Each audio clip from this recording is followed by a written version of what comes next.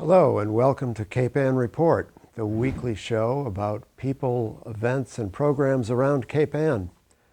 I'm Greg Bover and I am your host this week. My guests are from Backyard Growers, Meghan Stratton, who is the school programs manager, and Anna Swanson, who is the community programs manager. And Backyard Growers is just a really wonderful, successful program that's really exploded in the last few years. I think, at the beginning you were part of the Farmers Market organization, is that right? Can you just give me a little background, Meghan? Yeah, so in 2010, we started as a program of the Cape Ann Farmers Market, and they really helped us get on our feet and connect, and we did a lot of resource sharing. And then in 2013, we became an independent nonprofit. And now we have our own office, and we've actually a double office. We have 7 people full-time, either working or serving at Backyard Growers, so we've really taken off. So Anna, maybe you can give us a general idea of the mission of Backyard Growers. Yeah, so like Meghan said, we are a small grassroots nonprofit looking and working to reshape Gloucester and Cape Ann's relationship with food. We do that mainly through providing support and training and resources to establish home gardens, school gardens, and community gardens, partnering with Housing Authority and community organizations, and all with the goal of helping people be empowered by growing their own food. And I know that there was a program, one of the early programs of Backyard Growers was salad days in the schools. Yeah. And I remember that there was an Awesome Gloucester grant involved to get that going, and that's become quite successful, I understand. So Meghan, that's your wing of the organization? Yes, it is. Actually, though, Anna was at that Awesome Gloucester presentation, and they gave us some of our first tools that now we still use every year, twice a year in all of our schools. So it was really huge. But now, Salad Days, Fall Harvest Days engages every K-5 student in Gloucester. Now it goes down to pre-K actually and through 6th grade, so it's about 1,700 kids. Wow. And they grow, we just planted, they grow salad every spring, and then they harvest it before they leave, and then they plant their fall crop, which parents and volunteers, community volunteers, take care of all summer. Very easy to take care of things, and then they harvest them when they get back in the fall, and they find that to be like a very good welcome back to school event. And now when we go in, we've been doing it with kids that are now, I think, going into 10th grade next year. So we've been doing it for a long time, so that now we walk into the cafeteria and they're like, oh my God, it's the carrot people. Or we walk into their classrooms and they tell us that, oh, like, you guys are the ones that made me love salad. So it's really cool to have them come out into the garden. And now sometimes, like, we have a girl who's a backyard grower and in our school programs and used to do an after school program, and one time we went out to the garden and she just took over for her class and started showing everyone how to harvest salad. So it's really cool that it's building up its own culture. And now we actually consult with other schools in Manchester, Rockport, Chicopee, and Marblehead to do the Salad Days program. So it's really huge, and it's allowed us to engage all of our students in Gloucester and now kind of spread throughout Massachusetts. So you're spreading out into the rest of the state, not just the Gloucester program. Well, we consult with other school districts, but we don't run the program for them. I see. The only people that we partner with parents at all of our schools anyways, and they do a lot of the work, and the teachers and the parents and the kids themselves do most of the work. But in other school districts, we provide an advisory and a consulting and a lot of tools for them, but we don't do it for them. So you're helping them get their own programs going. Yeah, because that's the point. I mean, we want it to be something that the kids feel ownership of and the community feels ownership of and the parents. So we are really always building up all of our parent volunteer teams, because they help us clean up the gardens. They come and they plant with the kids, they harvest with the kids, they help do the taste tests that we run, and it's their garden, and it's not supposed to be my garden, it's theirs, and it's their kids, So Anna, on the community side, I know that there are community gardens at Burnham's Field and at Riverdale, but I'll bet there are a lot more than that. Yeah, we have about 9 community gardens. We have the 2 that combined are 1 at Burnham's Field, one of which is brand new. We're doing a ribbon cutting this spring with the mayor of Gloucester who's going to come and cut the ribbon, and that's opening up 16 new garden plots for 16 new families, which is really great. And it's the gardeners that are going to be part of that garden are so excited, and we have families. We have the YMCA taking 2 beds. We have seniors from the Sheedy building, the Clark building, and neighboring just neighborhoods who are joining us. And one was so excited he almost fell over his bed when he went to learn how to plant the snappies. Recently, we have a couple.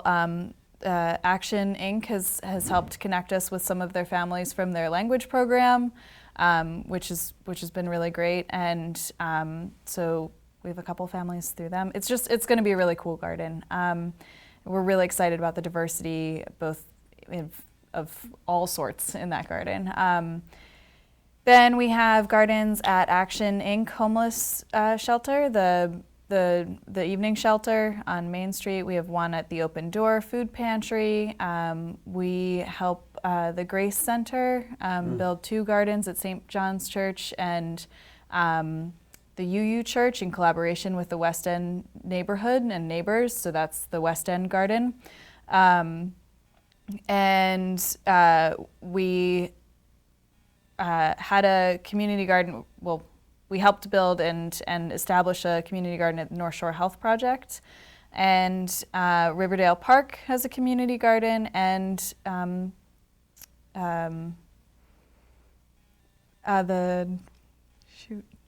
blanking on, I'm okay. sorry.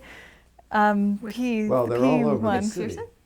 McPherson Park and, no, but there's one that, Pondview Village, I'm sorry. No, that's all right. Yes, McPherson Park has one too. That's a lot of gardens to keep track of. Yeah, it's a long list.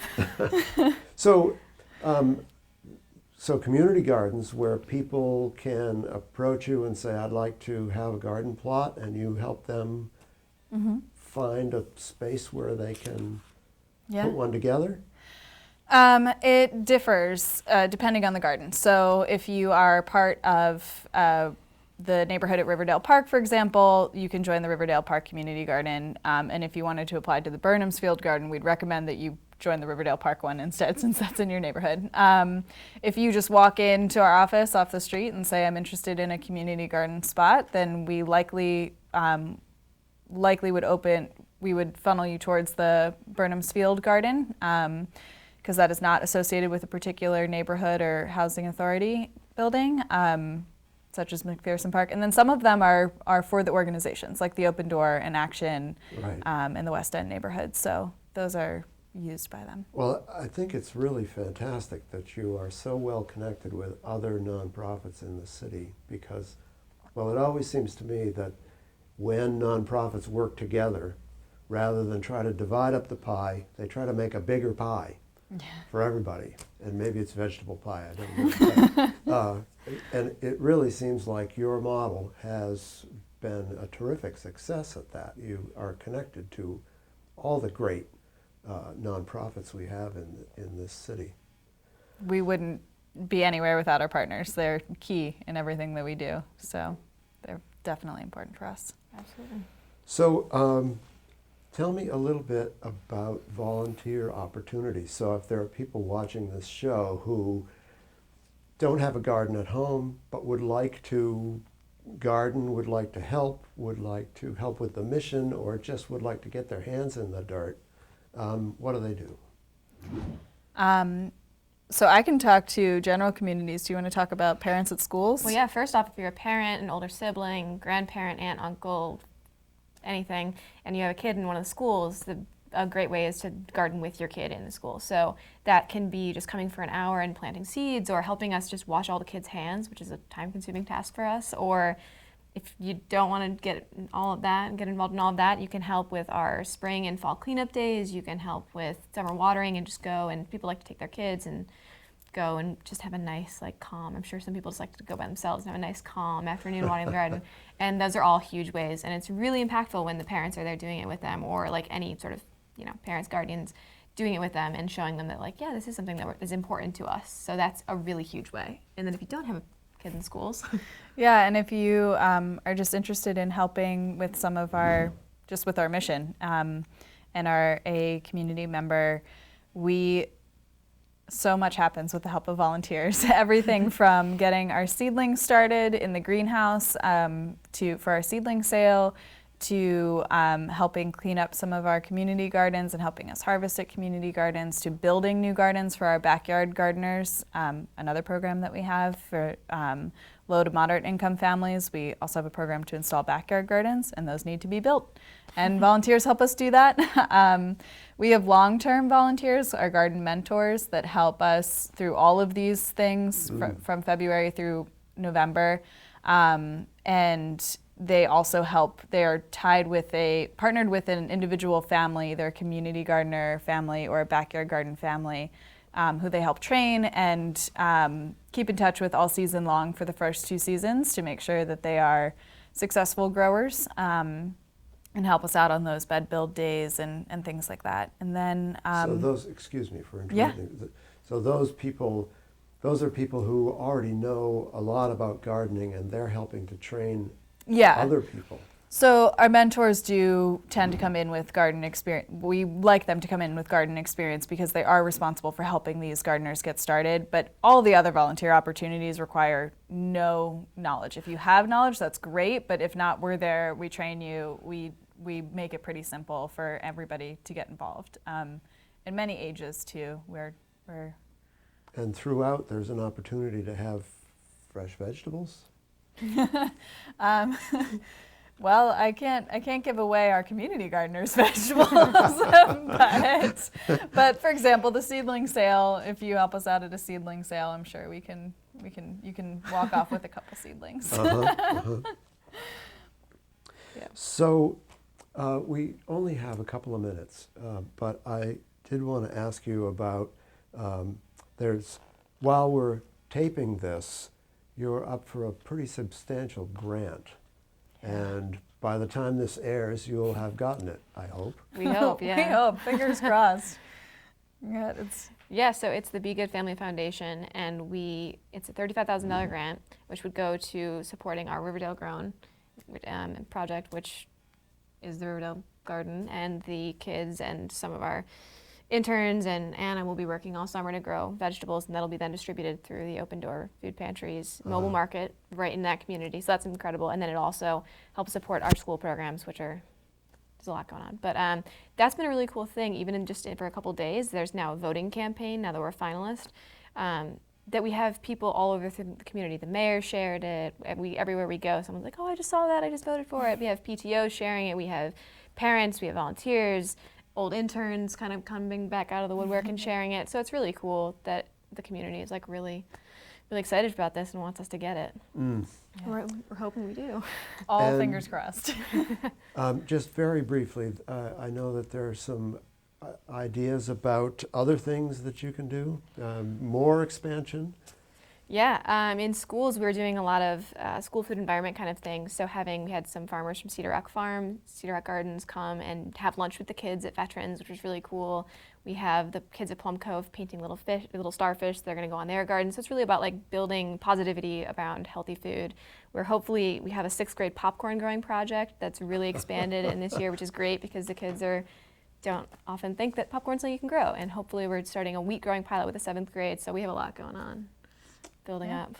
Well, I can't thank you enough for being here and telling us about backyard growers in detail, because it's a fantastic program, and I wish you every continued success.